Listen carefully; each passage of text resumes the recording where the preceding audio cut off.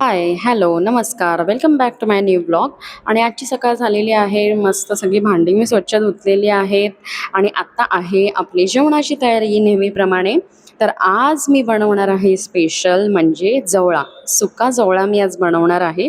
आणि सुका जवळा, सुकट हे किती फेवरेट आहे माझं, म्हणजे भरपूरच. ह्याच्याबरोबर मी फक्त भात असेल तरीही मी जेवू शकते. तर आज मी एकदम झटपट होणारा जवळा असं बनवणार आहे. तर ही इकडे ग्रेव्ही घेतलेली आहे मी. म्हणजे काय आहे यात, आलं, लसूण, कोथिंबीर असं सगळं आहे, मिरची आहे, त्यानंतर कांदा चिरून घेतलेला आहे उभा. त्यानंतर आपण सुकी मच्छी ही स्वच्छ धुवून घेणार आहोत. पाणी घेतलेलं आहे एका टोपात मी आणि हा जवळा असा त्यामध्ये टाकलेला आहे.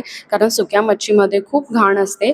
तर हे पाण्यात टाकताना देखील आपल्याला त्याआधी आपल्याला स्वच्छ तो साफ करून घ्यायचा आहे.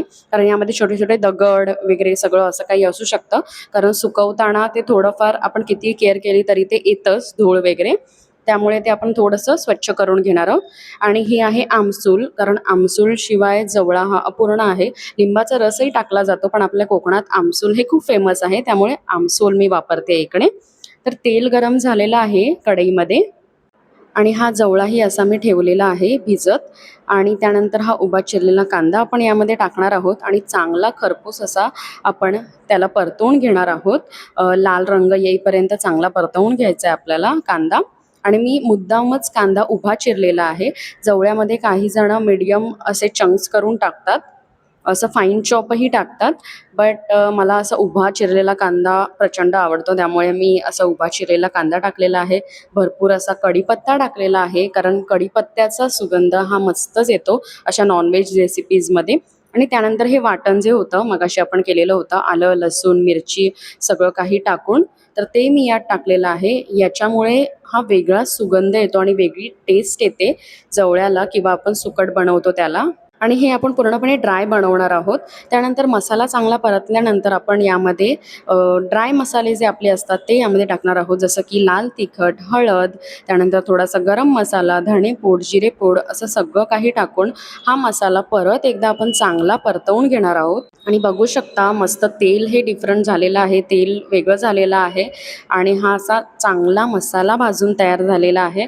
आणि याचा अरोमा हा एवढा छान येत होता, मस्तच एकदम घमघमाट सुटलेला होता. त्यानंतर हा भिजवलेला जो आपण भिजवलेला हे होता, जवळा होता, तो आपण यामध्ये टाकणार आहोत. आणि बघू शकता एकदम मस्त असा सुगंध येत होता, घमघमाट झाला होता. आणि ड्राय फिश जेव्हा आपण बनवतो तेव्हा पूर्ण घरभर त्याचा स्मेल असतो. त्यानंतर थोडंफार असं पाणी घालून मी याला वाफेवरती शिजवून घेणार आहे. जास्त पाणी मी घालणार नाही आहे, कारण आपल्याला ड्राय बनवायचं आहे. त्यामुळे थोडंसं पाणी घालून मी याला वाफेवर शिजवून घेणार आहे. आणि आता या मोमेंटला आपण यामध्ये आमसूल टाकून घेणार आहोत. आमसूल टाकूनही एकदा आपल्याला ते उकडवून घ्यायचं आहे, त्याची वाफ काढून घ्यायची आहे. आणि तुम्हाला माहीतच आहे, हे असं सर्व काही बनवल्यानंतर खूप सारी भांडी झालेली होती. ती भांडी मी आधी स्वच्छ धुवून घेतलेली होती. आणि आज मी भात नाही खाणार आहे, कारण सुका जवळा आहे, ड्राय फिश आहे, त्याच्याबरोबर भाकरी किंवा चपाती हे मस्ट असतं. पण मला पर्सनली भाकरी येत नाही, चपाती येते, बट त्यालाही खूप टाईम लागतो. त्यामुळे मी लगेच पोळी भाजी केंद्रामध्ये गेले होते खाली आणि तिकडून गरमागरम भाकरी आणि चपाती मी आणलेली आहे आणि त्यांच्याकडे एकदम फ्रेश बनवली जाते. आता चपाती मी यासाठी आणली कारण डॅडना पर्सनली भाकरी आवडत नाही, त्यामुळे मी चपात्या आणल्या होत्या 2. आणि भाकरी ही मी आता खाणार होती आणि त्यानंतर कामावरही घेऊन जाणार होती, त्यामुळे मी भाकरी अशा मागवलेल्या आहेत. आणि डॅडना रात्री खायला हवं म्हणून हे असं डब्यामध्ये मी ठेवून दिलेलं होतं.